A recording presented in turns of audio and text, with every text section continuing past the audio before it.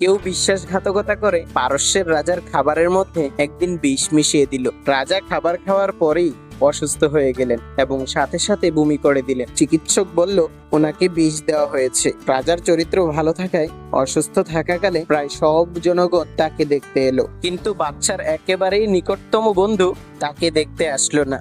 সবাই মনে মনে ভাবলো হয়তো বিষটা সেই দিয়েছে, তাহলে দেখা করতে কেন আসবে না। কিন্তু এখানে বিষয়টা হলো অন্যরকম। বাচ্চার বন্ধু যখন জানতে পারলেন যে তার বন্ধুকে বিষ দেওয়া হয়েছে, তখন তিনি এই চিন্তা ভাবনা করলেন যে আমি তাকে দেখতে যাব না, বরং কে এই বিশ্বাসঘাতকতা করেছে আমি তা খুঁজে বের করব। বাচ্চা তার প্রধান সেনাপতিকে বললেন সে যখন আসবে তখনই আমাকে খবর দিবে। বাচ্চার বন্ধুর কাজ যখন সম্পূর্ণ হয়ে গেল, তখন তিনি বাচ্চার সাথে দেখা করতে আসলেন। বাচ্চা তাকে জিজ্ঞাসা করলেন তুমি এতদিন কোথায় ছিলে, আমার সাথে দেখা করতে আসোনি কেন? উত্তরে তিনি বললেন আমি বিশ্বাসঘাতক খুঁজছিলাম। বাচ্চা রেগে গিয়ে বললেন আচ্ছা কি পেলে তুমি?